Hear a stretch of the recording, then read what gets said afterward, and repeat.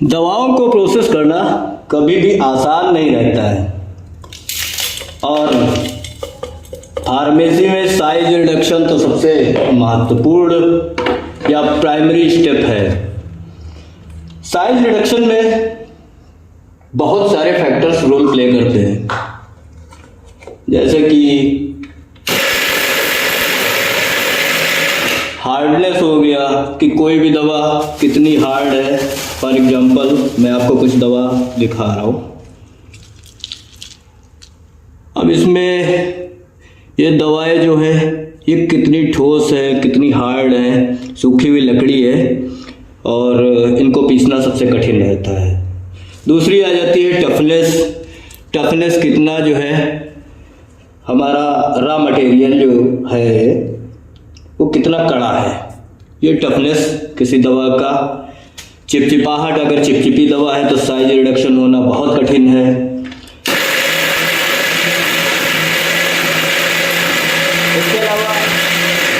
इसके अलावा जो मटेरियल स्ट्रक्चर है, मटेरियल स्ट्रक्चर मीन्स अगर कोई दवा फाइब्रस है तो उसे छोटा करना, उसका साइज रिड्यूस करना बहुत कठिन हो जाता है। जैसे कि ये आप देख सकते हैं कि जैसे ये दवा है काफ़ी फाइब्रस लग रही, तो इनको तोड़ना काफ़ी कठिन हो जाता है, इनका साइज रिड्यूस करना काफ़ी कठिन हो जाता है। इसके अलावा मॉइस्चर कंटेंट, अगर आपके पदार्थ में मॉइस्चर है तो काफ़ी कठिन होता है उनका जो साइज है रिड्यूस करना। इसके अलावा जब कभी हम चीज़ों को गर्म करते हैं तो छोटा करते हैं तो ऊष्मा पैदा होती है और ऊष्मा के कारण पदार्थ जल भी सकता है। काफ़ी बार क्या होता है कि जो वैक्सी मटेरियल होते हैं या मोम जैसे पदार्थ होते हैं तो वो जो है पिघलने लगते हैं, क्योंकि कभी भी साइज रिड्यूस करते हैं जब किसी मिल से हम, तो वह जो है ऊष्मा को, तापमान को बढ़ा देते हैं, जिसके कारण वैक्सी मटेरियल हमारा जल जाता है। साइज रिडक्शन के सिद्धांत अगर देखा जाए तो कटिंग होता है जिसपे कटर मिल काम करती है। कटर मिल कुछ ऐसी ही होती है, उसमें यहाँ पे काटने वाले दो ब्लेड होते हैं और साइड में स्टेशनरी ब्लेड होते हैं और यहाँ पे रोटेटरी ब्लेड होते हैं। जैसे ये घूमता है ऐसे ही रोटेटरी ब्लेड होते हैं और स्टेशनरी ब्लेड होते हैं। जब कोई चीज़ भरी जाती है तो वहाँ पर जाके वो कट जाती है, छोटे छोटे टुकड़ों में हो जाती है। तो ये पहला प्रिंसिपल हो गया कटिंग। दूसरा इम्पैक्ट हो गया। इम्पैक्ट का मतलब वहाँ पे हैमर मिल आती है, तो छोटे छोटे हैमर्स जुड़े होते हैं, ऐसे ही जैसे इसमें ब्लेड है वैसे ही हैमर्स जुड़े होते हैं जो कि बड़ी तेज़ी से घूमते हैं और जो हमारा रॉ मटेरियल है उस पर चोट डालते हैं, तो इम्पैक्ट डालते हैं, जिसकी वजह से हमारा रॉ मटेरियल टूटता है और साइज रिड्यूस होता है। तीसरा आ जाता है एट्रिशन। एट्रिशन आपने बाल मिल का नाम सुना होगा। अगर हिंदी में मैं कहूँ तो किसी चीज़ का रगड़ना कह सकते हैं कि रगड़न के द्वारा, तो उसमें बाल मिल में आपको पता है जैसे कि उसमें स्टील की बॉल्स होती हैं जो बड़ी तेज़ी से घूमती हैं और एट्रिशन और इम्पैक्ट दोनों फोर्स जनरेट करती हैं, जिसकी वजह से हमारा पदार्थ जो है वह छोटे छोटे टुकड़ों में टूट जाता है। इसके अलावा कंप्रेशन, रोलर मिल सुना होगा। जैसे किसी चीज़ को हम दबाते हैं, मान लीजिए है ऐसे पकड़ के और दबा दिया तो ये कंप्रेशन हो गया। और एक प्रिंसिपल रह जाता है ट्रैचुरेशन। इस तरीके से रगड़ के चूर्ण करना, विचूर्ण करना, इसे हम ट्रैचुरेशन बोलते हैं। तो ये कुछ सिद्धांत होते हैं जो साइज रिडक्शन में काम में आते हैं या हमें पढ़ना भी रहता है।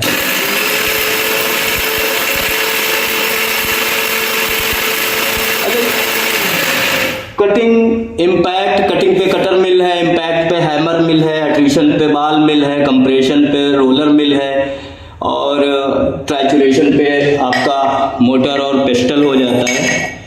तो इनके द्वारा जो है हम साइज रिड्यूस करते हैं, ये प्रिंसिपल हो जाते हैं।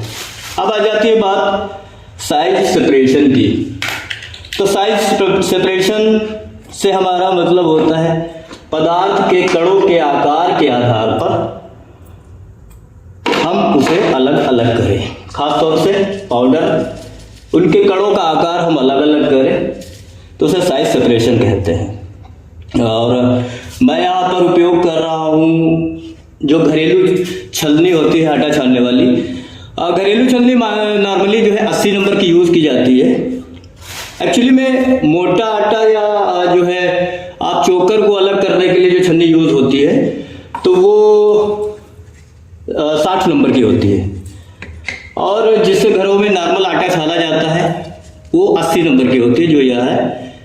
और मैदा वाली छन्नी घरों में जो बोली जाती है वह 100 नंबर का होता है। तो यहाँ पर मैं 80 नंबर का यूज कर रहा हूँ। अच्छा, नंबर से क्या होता है? सीयू नंबर से 1 इंच में छेदों की जो संख्या होती है, जैसे कि 60 नंबर है तो 1 इंच के अंदर इसमें 60 छेद होंगे, इसको बोलते हैं CU number.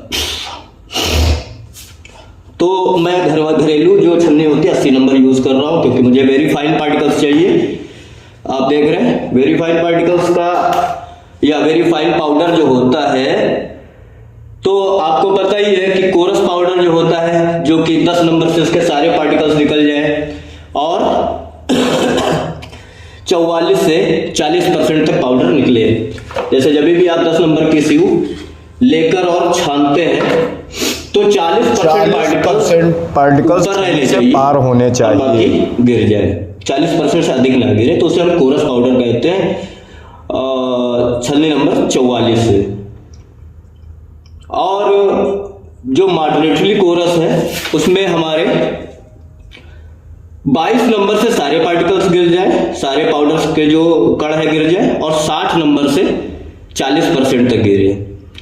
Moderately fine powder में 44 से सारे निकल जाए, 85 नंबर से 40% से अधिक ना निकले, और फाइन पाउडर में 85 से सब निकले।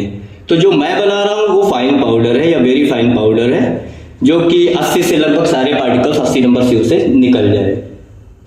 अच्छा, यहाँ पे साइज सेपरेशन के सिद्धांतों की बात कर ले तो पहला तो आप एजिटेशन नाम सुने ही हो। एजिटेशन जो छलनी की अलग अलग गतियां होती हैं, घुमाने का तरीका होता है, उसको एजिटेशन बोलते हैं। तो इसमें सबसे पहले आ जाता है आपका ओसिलेशन। ओसिलेशन कुछ इस तरीके का मूवमेंट होता है, दोलन गति। जैसे दोलन गति करता वैसे ही यहाँ पर दोलन गति होती है, तो इसको हम बोलते हैं ओसिलेशन। वाइब्रेशन जो कंपन दिए जाते हैं, तो ये कंपन जो दिए जा रहे हैं इसको वाइब्रेशन बोलते हैं। और तीसरा गायरेशन, जिसमें परिचालन छलनी जो है कुछ गोल गोल गति करती रहती है, ये गायरेशन होता है। ब्रशिंग मेथड होता है जिसमें इसके ऊपर ब्रश अलग अलग गतियों से चलाया जाता है, तो उसे हम ब्रशिंग मेथड बोलते हैं। इसके अलावा सेंट्रीफ्यूगल फोर्स जो है या सेंट्रीफ्यूगल फोर्स के द्वारा जो है तो सेंट्रीफ्यूगल फोर्स आप जानते हैं, किसी धागे में पत्थर बांध के नचाया होगा आपने, तो जो बाहर की तरफ गति लगती है उसको सेंट्रीफ्यूगल फोर्स बोलते हैं, अपकेंद्रीय बल बोलते हैं, जिसके सिद्धांत पर जो है हमारा साइक्लोन सेपरेटर काम करता है। तो वह भी जो है एक सिद्धांत हो जाता है सेंट्रीफ्यूगल फोर्स के द्वारा। तो ये हमारा साइज सेपरेशन है। वेरी फाइन पाउडर जो है उसका एक बार फिर बता दे रहा हूं कि सारे पार्टिकल्स 85 नंबर सीयू से निकलने चाहिए।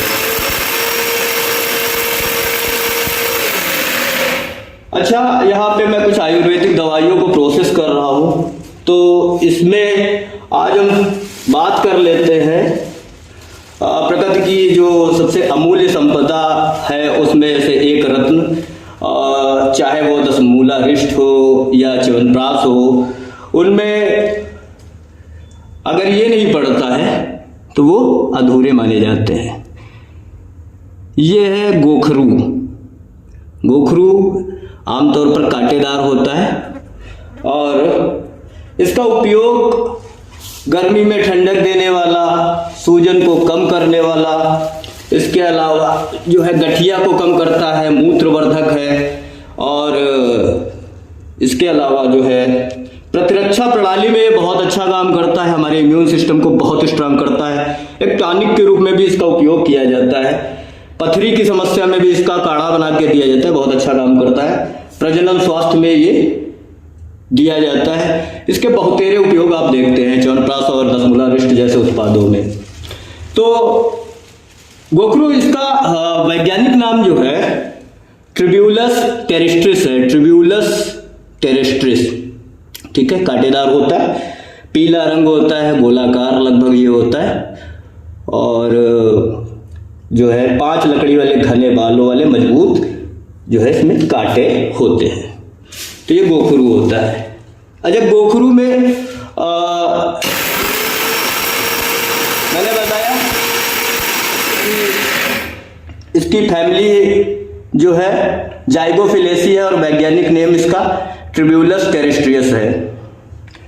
और इसमें प्रमुख केमिकल घटक कौन से पाए जाते हैं? तो इसमें सैपोनिन्स पाए जाते हैं। सैपोनिन्स जो है खासतौर से प्रोटोडियोसिन हो गया, जो टेस्टोस्टेरॉन को बढ़ाने का काम करता है। टेस्टोस्टेरॉन के बारे में आप लोग जानते ही हैं। तो गोखरू में जो सैपोनिन्स पाए जाते हैं वो टेस्टोस्टेरॉन को बढ़ाते हैं शरीर में। इसके अलावा इसमें फ्लेवोनॉइड्स पाए जाते हैं जो कि एंटीऑक्सीडेंट के रूप में काम करते हैं। स्टेरॉइड सैपोनिन्स पाए जाते हैं, अल्कालाइड्स पाए जाते हैं जो कि शरीर को अलग अलग तरीके से फायदा देते हैं। इसमें ग्लाइकोसाइड भी पाए जाते हैं और फिनोलिक एसिड भी पाया जाता है। तो गोखरू के बहुत सारे उपयोग हम लोग जानते हैं, और जैसे कि इसका उपयोग आयुर्वेद में और पारंपरिक चिकित्सा में लगातार होता रहा है। यौन स्वास्थ्य में पुरुषों में टेस्टोस्टेरॉन बढ़ाने के लिए इसका उपयोग होता रहा है। इसके अलावा जो है मूत्र विकारों में इसका उपयोग होता है, हृदय रोग में, रक्तचाप में इसका उपयोग होता रहा है। इसके अलावा शारीरिक शक्ति बढ़ाने के लिए सूजन और दर्द में राहत देता है, डायबिटीज में व्यक्ति को लाभ देता है, त्वचा रोगों में इसका लेप लगाया जाता है। अच्छा, घरेलू उपयोग भी इसके कुछ होते हैं। अगर गोखरू का काढ़ा बनाया जाए, डिकॉक्शन बनाया जाए गोखरू का, तो मूत्र संबंधी समस्याएं, किडनी स्टोन वगैरह में जो है ये बहुत अच्छा काम करता है। मूत्र जैसी जो समस्याएं हैं, मूत्र रोग होते हैं, किडनी में स्टोन होता है, तो उनमें जो है गोखरू बहुत अच्छा काम करता रहता है। और इसमें क्या होता है, सूखा गोखरू पाउडर ले लेते हैं 2 कप पानी में डालकर, और जब तक वो आधा नहीं रह जाता है तब तक इसको गुनगुना करते हैं और दिन में 1 से 2 बार इसका सेवन करते हैं। इसका जो है चूर्ण भी बनता है जो कि यौन दुर्बलता में काम आता है। ठीक है, यौन दुर्बलता में काम आता है। और इसका जो है पेस्ट, पत्तियों का पेस्ट बनाकर जो है इसको जो है यूज कर सकते हैं किसी भी स्किन के रोग में। तो इसमें तमाम सारे गोखरू के लाभ हैं, जिसके कारण गोखरू जो है प्रकृति का एक जो है वरदान कह सकते हैं। तो इसमें मैंने बताया कि फ्लेवोनॉइड्स, सैपोनिन्स इत्यादि पाए जाते हैं, और यह शीतलक होता है, सूजन रोधी होता है, गठिया रोधी होता है। तो आप लोग भी इसके बारे में जानें और इसको पहचानें, इसके उपयोग को जानें। धन्यवाद।